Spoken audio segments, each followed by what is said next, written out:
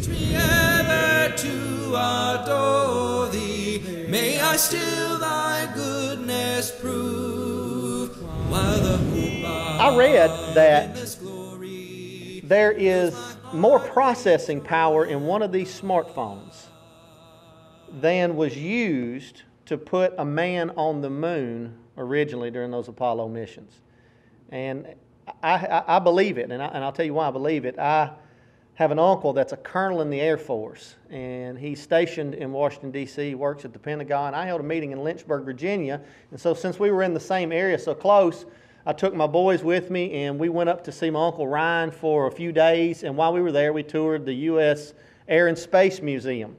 And I got to see the Wright brothers, that first airplane, or at least a replica of it. I don't know if it was the original or not. I got to see that, and I thought when I was looking at it, this looks like, and you know, I know that the Wright brothers built that, and I thought that makes a lot of sense because this looks like something that my two boys would have built in our backyard and then tried to fly off the barn or off the roof of the shed or something like that.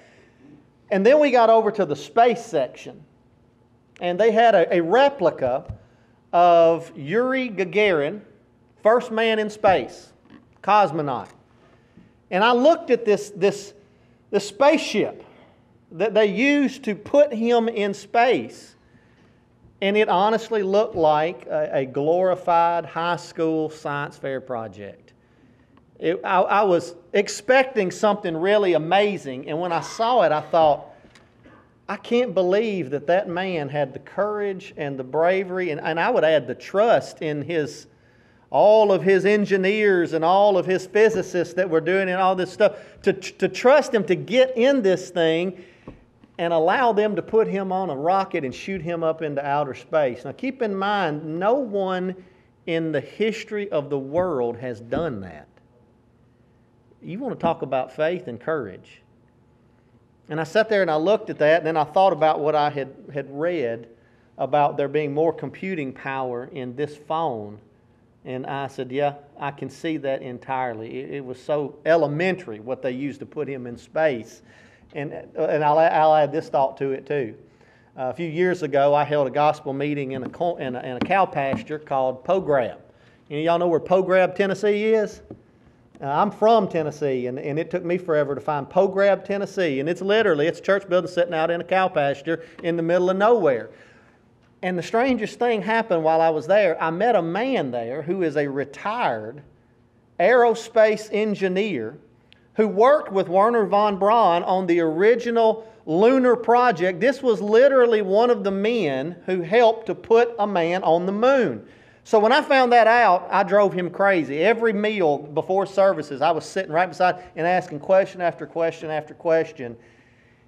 And we talked about that idea of there being more computing power in this than was used to put a man on the moon. And he said, let me tell you about how we put a man on the moon. He said, we didn't use computers. We used graph paper and slide rules and things like that, protractors and compasses.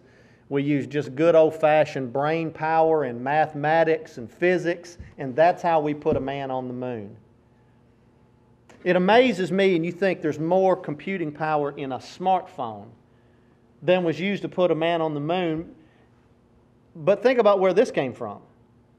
As smart as this phone is, and I know a lot of you say this phone's smarter than you, right? You know, my dad, I love giving, my dad has the old-fashioned flip phone. He refuses to get one of these because he says he don't want a phone that's smarter than him. And as smart as this thing is, you know where this came from, right? It came from here. As amazing as this piece of technology is, and it's pretty amazing. I mean, it's science fiction to me. My boys and I went and saw Star Wars a few months back, and after we came out, we were talking, and I said, you know, I can remember when I was your age, this phone was science fiction to me. I watched Star Trek and Star Wars, and you remember the video phones that, you know, they would call, and they could see them, not talk on this, not a landline, not an old corded phone, but you could actually, it was like a computer screen, and you could see them and you could talk to them. And I told my boys, I remember watching that and thinking, that's distant future science fiction. But no, it's right here, right now. If I wanted to, I literally could push a couple buttons on this screen and my son's face would pop up on this screen and I could talk to him in real time. You travel around, you look at the accomplishments of man. Mathematics. I got to thinking the other day about math. I'm not a mathematician. You know, have you ever heard there's three kinds of people in this world? Those that are good at math and those that are not. Okay, well, I'm one of those that's not. Some of y'all are slow. You'll get that in a few minutes, I promise you. Okay, there you go. Carry the one. All right, we got it. Mathematics.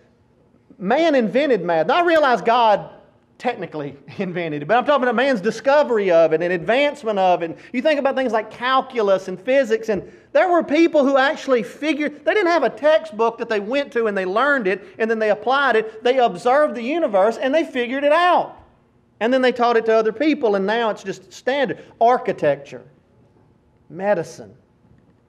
You think about all of the things that man has accomplished. You see, this is incredible. Computers are amazing, but this is the greatest computer that exists on earth because all the computers that exist came as a product of this computer. It's amazing what the human mind is capable of doing. It does things for us without us even thinking about it. Now, somebody points it out to you and then you notice it, but think about things like breathing. The entire time that I've been sitting up here, almost all of you are breathing. Some of you look like you might have stopped breathing, and I understand it's after lunch. I'll give you some space on that, but you've been breathing the whole time, and you haven't been thinking, okay, breathe in, breathe out. No, your brain just runs that program in the background on its own, and it even does it when you go to sleep. This computer is amazing, and yet this computer sometimes is dysfunctional. Sometimes it's with things that are important to us. This week I came home. My wife had asked me to bring home some little envelopes from my office to put some pictures in to mail back to family at home. And I brought them home, brought a big stack of them home, and I laid them out on the counter, and I said, "Aren't you proud of me? It was only 2 weeks ago that you asked me to bring these home. And it's only been about every other day since then." And I finally remembered. Well, it wasn't that I didn't care, but sometimes there are things that we want to remember, and we forget it. And then on the other side, there's things that we never even intended to remember that we can't forget. Do y'all have that commercial here on the radio, 1877 Cars for Kids? Do y'all have that on your radio station? If you don't, I'm sorry, I just infected your brain, but there's a little jingle, 1877 Cars for Kids, KARS Cars for Kids, and it basically says that over and over for about a minute. I did not try to learn or memorize the lyrics to 1877 Cars for Kids, but I have a feeling when I'm laying in the nursing home, when I'm an old man, I'll just be muttering 1877 Cars for Kids. You can't get it out of your head. It sometimes remembers things that you don't even intend for it to remember, and sometimes it forgets things that you don't want it to forget. Things like dates or anniversaries or special events, things that people have asked you, things that you have tried to remember. One of my elders, I was laughing at him this week, we were talking about passwords on our computers. How many of you have had to change your password on your computer or your email or whatever 100 times over because you always forget your password, and you try to make it something that you'll always remember, so when it pops up and asks for your password, you'll never forget what that password is. And he's got an ingenious technique. His password is incorrect. Yeah, think about it. So if he types in a password and it's not the right one, it says, "Your password is incorrect." Oh yeah, that's my password. You know, even things we want to remember, sometimes we can't remember them, and sometimes it's silly stuff like passwords or dates or things like that. Other times it can be pretty important stuff. When Paul and I were working together at East Hill, we got home one night and I got a call from the lady. Her name was Linda Hamby. She always cleaned up the church building, locked up the building, stuff like that. And Linda called us on a Wednesday night after Bible class. We're back home, taking off the coat and tie and getting into your comfortable clothes. And Linda said, "Hey, did you forget something?" "Well, where's the wallet? I see my Bible on the coffee table. I'm talking to her on my phone." "No." And she says, "Well, do you just want Reese to stay here tonight?" Reese was my 7-year-old son. And my wife and I had come in separate cars that night. And my parents attended there, and they lived next door to us. And So usually the kids just went, it wasn't uncommon for me not to bring my son home because somebody got him. Well, we all get home and everybody forgot the son. So sometimes we can forget important stuff. And sometimes when we forget things, it can be really sad. We mentioned a moment ago, Sydney talked about our Standing in the Gap lectureship coming up. A couple of weeks ago, Jade and I were sitting at the kitchen table, and my son Reese, we did find him, by the way, and he still lives there, And we were sitting at the kitchen table, and we were preparing some of the decorations. And if you're like us, we like some music whenever we're working. And so I had my phone on. I had it kind of on this thing where it kind of just shuffled through, and it was playing what I call old country music. Now, I had somebody correct me and tell me that country music from the early 90s is not old country music. Well, for me, it's old country music because I was a teenager at that time. And we were playing, and a song comes on. Patty Loveless, she's from Kentucky, great bluegrass musician, and she has a song, and it's such a heartbreaking story to the song. It tells a story of a wife who, and as she goes through the house, it talks about how she left the grocery list on the refrigerator, and she left the laundry on the floor, and she left her ring, her wedding ring, on the pillow, and next to it was a note, and the note for the husband says, "You don't even know who I am. You left me a long time ago. So what do you care if I go?" Song goes on, the husband comes home, and he picks it up, and he sees all of this, and he reads it, and his response to her is the exact same words. "You don't even know who I am. You left me a long time ago. So what do I care if you go?" That's a heartbreaking song to think about two people who at one point in their life, no doubt, loved each other so much. And I know it may be completely made up. I don't know if it has to do with her or the songwriter, but even if it was completely made up, that story is true 1,000,000 times over, year after year after year. Two people who love each other so much that they're willing to leave father and mother. And I don't think we sometimes appreciate how significant of a step that is. Let's say you're 18 years old and you've lived with mom and dad all your life. They have provided for you, taken care of you, fed you, cleaned you. They've done everything that you've needed your entire life. Why would anybody leave that? Because they found something better. That's why the Bible tells us, he that finds a wife has found a good thing. There's something even better than the love of father and mother. It's the love of husband. It's the love of wife. And so these two people come together and they join their lives together and they take vows and pledge their lives till death do us part. Now, how do you get from that to leaving your ring on the pillow and saying, "What do you care if I go?" Well, it touched on it at the first of the chorus. You don't even know who I am. You forgot me.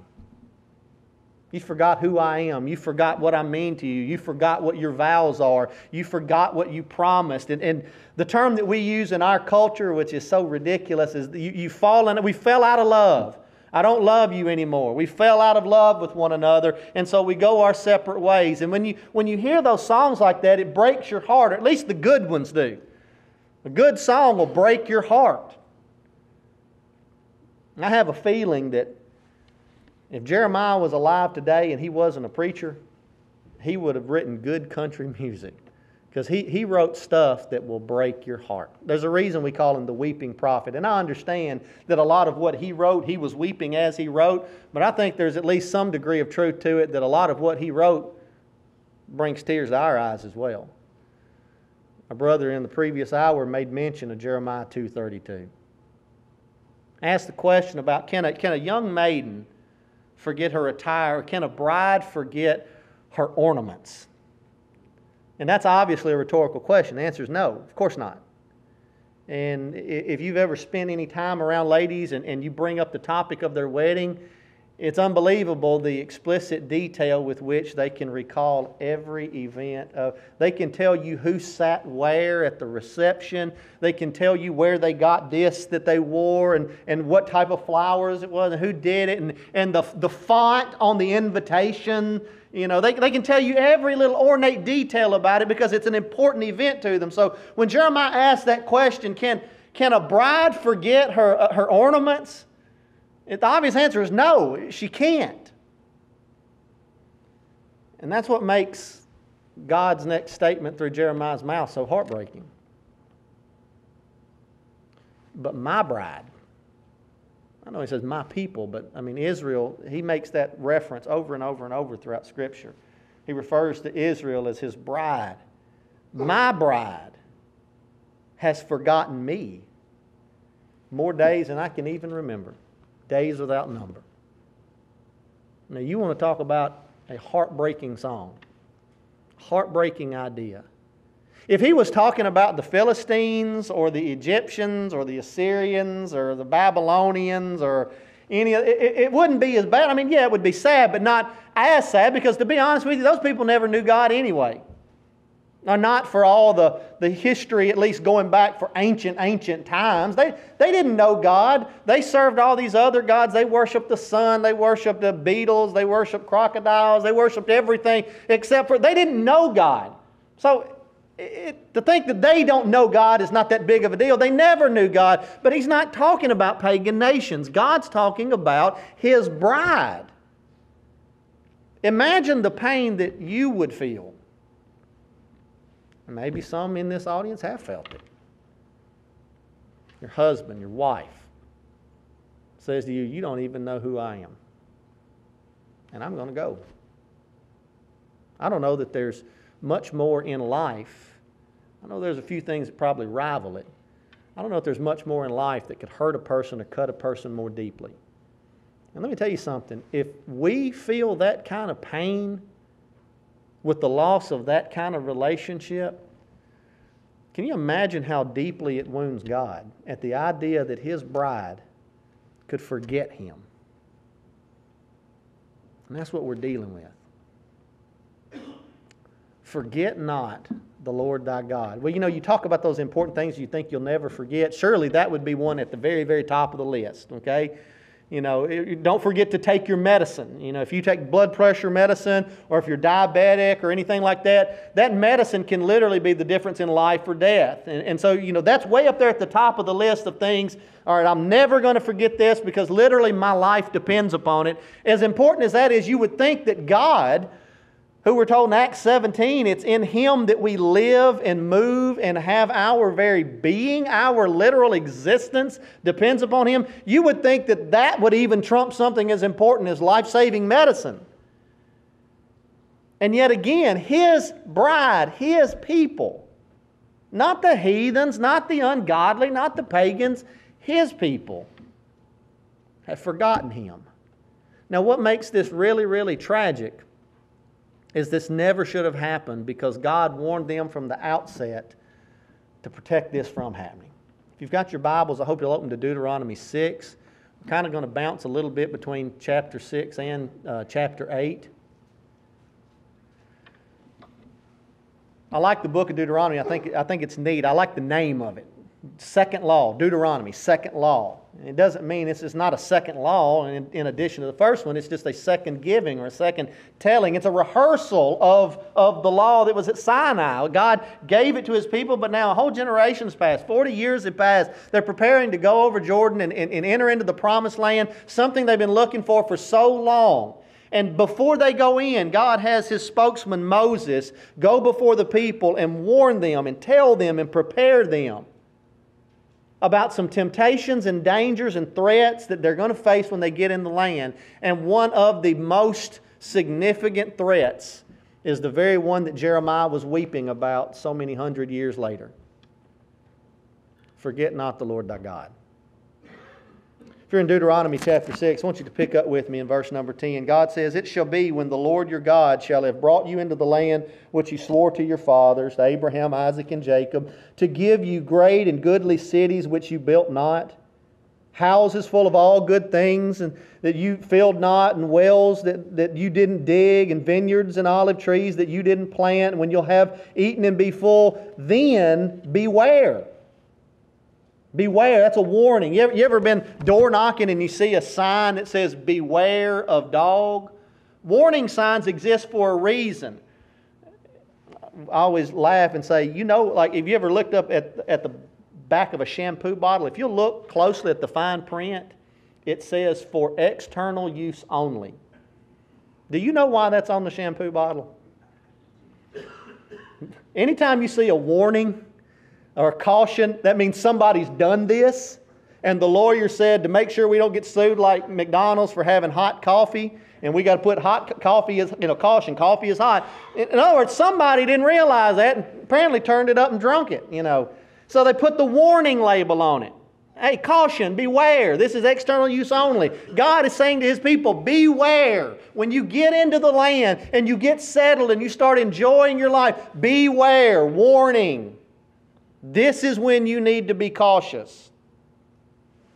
Beware, lest you forget the Lord which brought you forth out of the land of Egypt, from the house of bondage. If you'll look over into chapter 8, he's going to say essentially the exact same thing in verse 11. Beware that you forget not the Lord your God in not keeping His commandments. But what I really wanted us to do in our remainder of our study is look at some questions about how and why these things happen and how we can identify if we're falling into that same trap. Because keep in mind, these aren't dumb people. And keep in mind, these aren't just naturally wicked people. Yes, I know the Israelites did some really foolish things, but they also did some really amazing things at times too. We like to give them a really hard time and talk about, well, how in the world could you watch the Red Sea part and then question whether or not God's going to be able to feed you? Well, I would argue that you and I have done the exact same thing 100 times over in our lives. How many prayers has God answered of yours? And yet how many times when the bad news comes, the first thing we think of is, oh no, what's going to happen? What am I going to do? They're human. They're human. And so God preps them, and you know what makes it even more tragic is from the time of Moses to the time of Jeremiah, every generation had a judge or a prophet, and in some cases multiple prophets that constantly reminded them of this very same thing. By the way, that's why we're talking about this in this series. There's nothing going to be said by me or anybody else this week that you haven't heard before unless you're a newcomer to Christianity. You've heard these things for generations and generations. So why do we get together and talk about things that we've already heard before? I'll tell you why. Because if we don't, we're going to forget it. We need to be reminded. One of my favorite passages in Scripture, 2 Peter chapter 1, verses 12 and going on through, Peter says, as long as I'm in this flesh, as long as I'm in this tabernacle, I will not neglect to stir up your minds by way of remembrance. And this is my favorite part of the passage. Though you know these things and are established in the present truth. Now, if you want a Tennessee translation, Peter says, I'm going to tell you what you know and what you're doing. So why are you going to tell me? Same reason why my mother, I'm 40 years old. I have a 20-year-old son and an 18-year-old son. And it's the same reason why my mother says, when I talked to her yesterday before I come over here, make sure you wear your seatbelt. Be careful. Let me know when you get there. Mama, I know. I tell my boys this stuff. I know that. Why do you do it? Because we need reminding constantly. We have a tendency to settle. It's human nature. We drift. We become complacent. We need to be stirred up. And I love that language that the King James uses. Stir you up.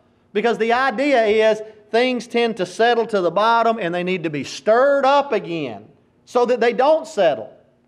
And each generation of the Israelites had prophets, had judges stirring them up. And yet they continued to forget. That's why you and I, despite the fact that we are here today, and despite the fact that you've probably been to more lectures and heard more sermons than you can even remember, that's why we can never let our guard down and stop taking this serious. It doesn't take but that long. Have you ever found it interesting that the night before the betrayal of or the crucifixion of Jesus, you have this interesting interaction between Jesus and Peter. And Peter, I think what's happening is Peter finally, he's had all the pieces on the table and they're being gradually kind of put together and he's starting to see the picture. And I think he finally puts it all together there at the Last Supper. Wait a minute, he's saying he's going to die. I don't think they understood that.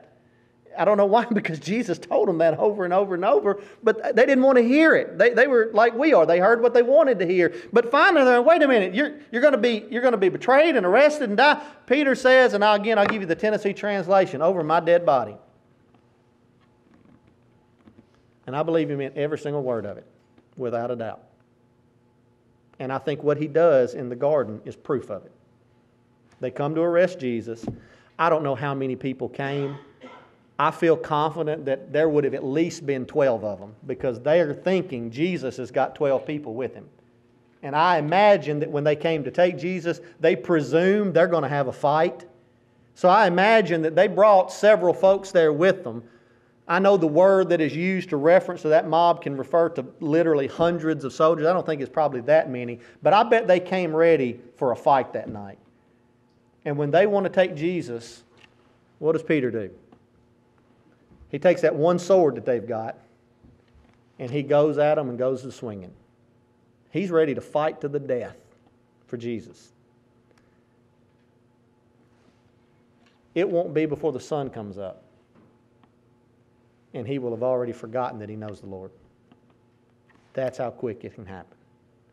That's why we need this constant stirring up, that constant remembrance. As long as we're in this flesh, we need that constant reminder. But now, let's ask this question here. What causes somebody to forget God? Because again, you'd think that wouldn't happen. I mean, people wouldn't forget God. This would be the top of the list of things you won't forget, but obviously it does happen. Obviously it did happen. Obviously it can happen. So what causes us to forget God? If you read the way Moses describes these events, it becomes pretty clear what he thinks is a key contributor. If you're in chapter 8, I want you to, we read this, I know, a moment ago in chapter 6, but read what he says in chapter 8, verse 10 beginning. When you have eaten and are full. That's talking about y'all. Didn't y'all just eat a few minutes ago? I saw how many trips some of y'all made up out of that dessert table too, by the way, so I know you were full. When you have eaten and you are full, then shall you bless the Lord your God for the good land which He has given you. Why? Why when you are eating and you are full? Why when you have these wells that you didn't dig and vineyards that you didn't plant and all? When you have that, why do you bless God? Why do you continue to bless God? Because of what happens when you stop. Verse 11, beware. Beware that you forget not the Lord your God, in not keeping His commandments and His judgments and His statutes, which I command you this day, lest when you have eaten and are full and have built goodly houses and dwell therein, and when your herds and your flocks multiply, your silver and your gold is multiplied, and all that you have is multiplied, then your heart is lifted up and you forget the God which brought you out of Egypt. If Moses was paraphrasing what he thinks is a key contributor to people of God forgetting God, he would list entitlement, affluence, comfort, ease, luxury. It's interesting when you think about entitlement and affluence. You think they're not related, but they're really two sides of the same coin. And they have at the core the same principal problem. Those that are affluent, and by affluent we mean I work hard for my money. I pay my taxes. I do my work. I save and I pay my own way. And we use terms like I'm a self-made man. I pulled myself up by my own bootstraps. You know, it's funny. We don't realize how arrogant those statements are. The idea that you're a self-made man. That's the most foolish thing I've ever heard in my life. Because that leaves God out of the equation. No, you are who you are where you are because God blessed you. Now, that doesn't mean that you had no part in it. That doesn't mean you weren't in response to God doing the things that God taught you to do. But that's the same attitude that Israel, he's warning about. He said, you're going to get in the land.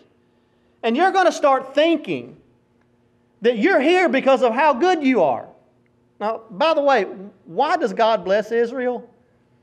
Because of Abraham and the promise that He made to him. Israel's like the guy that was born on third base and thought he hit a triple. You ever heard that expression before? That's what Israel is. They look at this wonderful land flowing with milk and honey and they say, look at us. We're God's people. We're better than everyone else. God loves us more than everyone else. They weren't a nation that made themselves. They were the recipients of God's blessings. And I know that, listen, I believe in hard work. I think it's a good thing. In fact, it troubles me that it seems that more and more we're forgetting the things that make us great as both individuals and a people collectively. Things like hard work and generosity and compassion, kindness and forgiveness and honesty and loyalty, all of those things. But at the same time, if hard work alone is what produces success, well, let me tell you something. I've met some widow ladies in Central America that could work me into the ground, and they live in hovels. They live in abject poverty. If you live in an environment, in a society, in an economy that rewards hard work, well then yes, hard work will result in success. But you know, there's a lot of people around the world that work pretty hard and are dirt poor. They have nothing. It's not just because I did it. That's the whole thing that God's warning about, this mentality of, hey, look at all of this that is mine. Isn't that what God humbled Nebuchadnezzar for with that really weird affliction, mental disorder He gave him where he thought he was a cow? He's out in the wilderness eating grass. It's no coincidence that he's walking through his palace and he says, look at this great empire that I've built. I'm the most powerful man in the world. The greatest empire that's ever existed. The bravest king, the strongest king, the smartest king. Daniel says that while those words were literally in his mouth, God struck him with this boanthropic monomania. That's what his disease is, his illness is. It's a literal mental illness because of pride.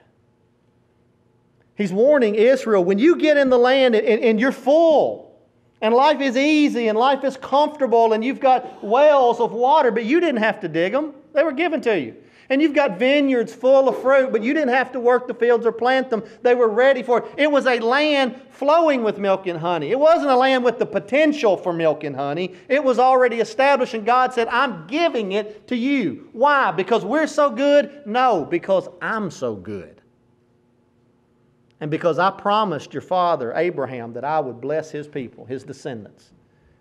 So I'm giving it to you. Now, beware that your affluence, your comfort, your luxury doesn't develop in your mind a sense of entitlement.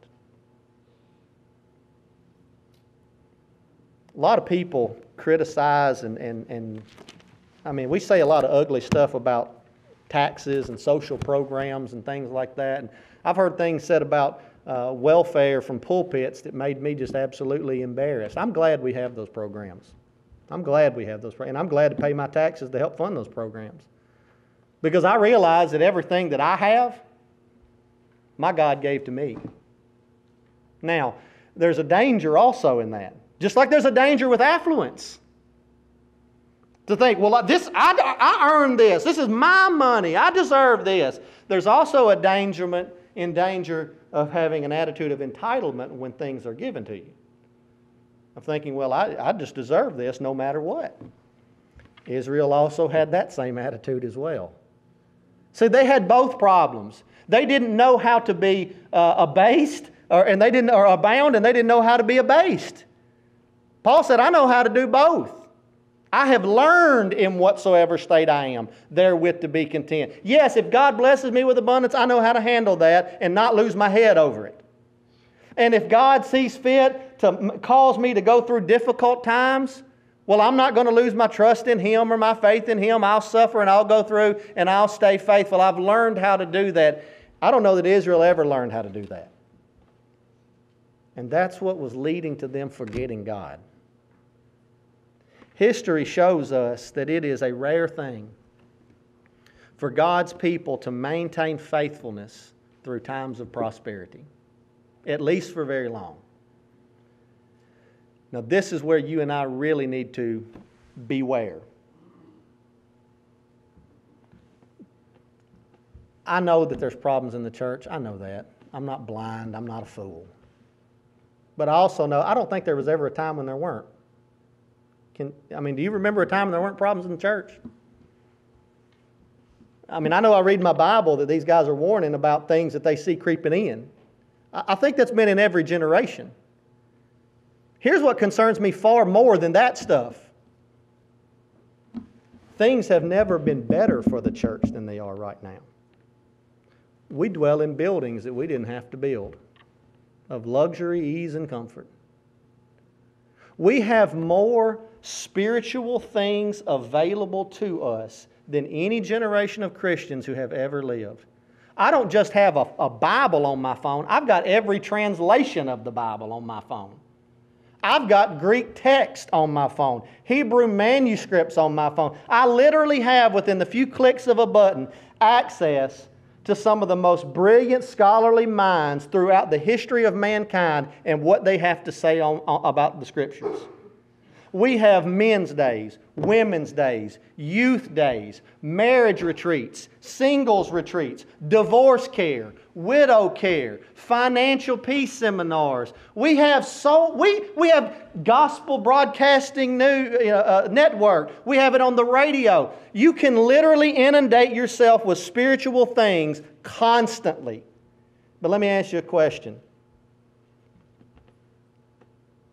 Are we growing numerically and spiritually?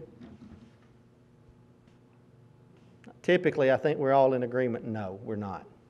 In fact, if we're going to be honest, the statistics tell us we are dying. Now, I don't believe the Lord's church will die. I don't believe that's possible. But we're not going this way, we're going this way. And we have more opportunities than any Christians in history have had, except perhaps those who had an apostle to speak directly from Jesus right there face to face. Just like Israel, we have inherited schools that we didn't establish, churches that we didn't build, and we're forgetting God. Affluence has created a sense of entitlement, and it's causing us to forget God. Now, what are the warning signs that that's coming? Well, there's a lot of them, I know. We'll mention a couple of them. Let me mention something to you, though. When I went to Memphis School of Preaching in 1997, we came home. I started in June of 97. Christmas of 97, we came home, got together with family, and my great-grandmother, Mildred Spivey. Of course, Jade and I had already been married 3 or 4 years at this point. We come home, we get together with the family for Christmas, and my grandmother, I kept noticing that my great-grandmother kept asking Jade, now, who are you again? Now, who are you here with? Now, who's your, And we just kept having to tell her, Grandmother, this is Jade, it's my wife. Fast forward, Christmas 98, come home. She's saying to me, now who are you again? Now who are you here with? Who's your people? Fast forward to when I graduate, Christmas 99, we're all together again. She's saying that about my dad and his brothers and the rest of her grandchildren. Within the next 5 years, we didn't know it at the time, but we came to find out she had dementia, ultimately diagnosed with Alzheimer's disease. And we came to find out that she was going to forget all of us, and she did. Last 10 years of her life were spent in a nursing home, the last 5 of which literally curled up in a fetal position, unable to speak. You could look her dead in the eye, put your nose on the end of her nose and talk to her, and you could tell she's looking right through you. You're not even there. She doesn't see you. She forgot how to eat. She forgot how to swallow, had to have a feeding tube, and then eventually the doctor said basically what happens is brain forgets how to breathe, and she stops breathing and dies. And that's pretty much what happened. But you see, long before that, there was the Christmas she was asking about my wife. Who are you? See, there were warning signs. There were little things that were giving us some clues. Hey, wait, something's not right with grandmother. Her mind's, she's starting to slip. She's starting to forget. And Moses warns, there's some little warning signs that pop up and say, hey, you may be forgetting God. Now, what are those warning signs? Go back, if you will, to verse number 11. Beware that you forget not the Lord in not keeping His commandments, judgments, and His statutes. You want to see a warning sign that you may be forgetting God? When suddenly the things that God has commanded you to do as His child, you suddenly don't want to do, or just plain old don't do. When I find that I'm not obeying the teachings of God, red flags going off. Might have spiritual dementia. I'm forgetting who He is. I'm forgetting who I am, which is His child, His bride. I'm forgetting what my purpose is. Look at verse number 14. He gives us some more things. He says, then Beware, your heart will be lifted up, and you forget the Lord your God who brought you out of the land of Egypt. Verse 17, you say in your own heart, my power and the might of my hand has gotten me this wealth. Pride. If you're starting to struggle, if you find yourself starting to use personal pronouns like I, me, and my an awful, awful lot, that may be a warning sign. Hey, you're forgetting God. The blessings that come from Him. Not because of me, but because of His goodness. Look at verse number 19. It shall be, if you do at all forget the Lord your God and walk after other gods and serve them and worship them, I testify against you this day that you shall surely perish. It's almost, you can almost see a progressive pattern here. People who begin to be lifted up with pride, suddenly guess who becomes God? Self. Isn't that the original problem from the garden? See this fruit? Doesn't it look good? Aren't you hungry? It'll fill your belly. Oh, and by the way, don't you realize that if you ate it, you'll know what He knows? You will be like God. You'll know what God... Pride, lifting up, serving self, worshiping self, putting self in the place of God. Pride leads me to idolatry, whether it doesn't have to be a statue. It can be as simply as the worship of self, which always leads to the next step of, suddenly if I'm God, then guess what? I make the rules. I don't keep His commands. I decide the commands. I do what I want. And by the time I get to that point, I've forgotten God. He's long since gone in my memory. And what are the consequences of it? Well, that's real simple. He told us that. Now for Israel, of course, it was destruction at the hands of their enemies. But for us, it's spiritual destruction and eternal separation from Him. That's Paul's warning of 2 Thessalonians 1, 7 through 9. Jesus comes back, those that do not know Him. Those that don't know God, what do they suffer? Eternal destruction from the presence of the Lord. You live without God in this life, you will be forced to go through eternity without God. You forget God now, God forgets you when this life is over.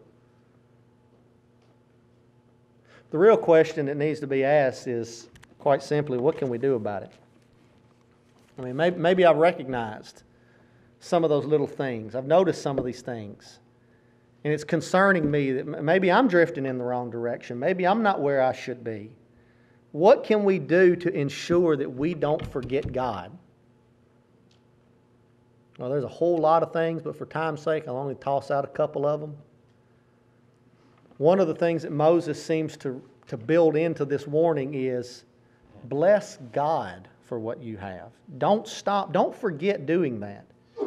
It goes back to what we said in Acts 17 a moment ago. It's in Him that we live and move and have our very being. Acknowledge daily in everything that who I am, where I am, and what I have, it's all gifts from God's hand, and I thank Him for that. If we do that daily, it becomes harder and harder for us to forget God. Now, I'll tell you something else that can be built right into that to help us to make sure that we don't forget God. What is this feast that we have together weekly? Every preacher's been asked that question, well, do I have to attend every service? Or will I be lost? Every preacher's been asked that question over and over and over. My point always when somebody asks that question is, let's not even worry about that question. Let's ask this question.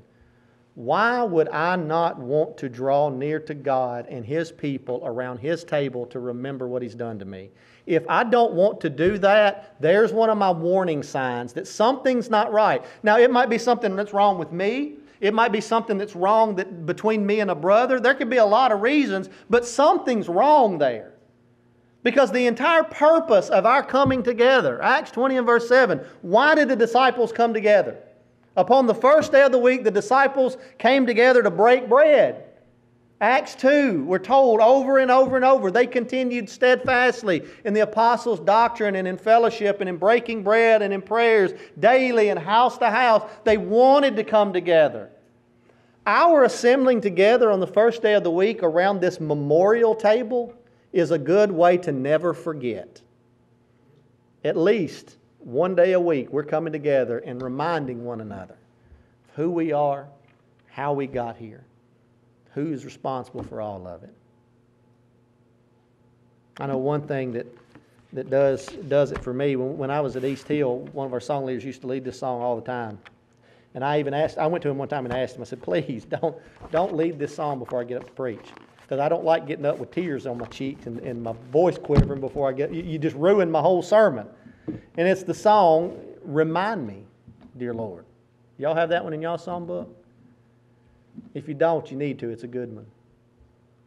The chorus simply says, roll back the curtain of memory now and then.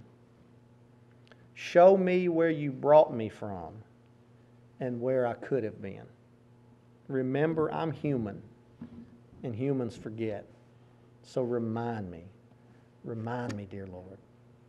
When we come together, when we sing these songs together, when we go before God together, when we gather around His table together, these are constant reminders that I am who I am. I am where I am, instead of where I could have been and where I could yet be. I'm here because of God.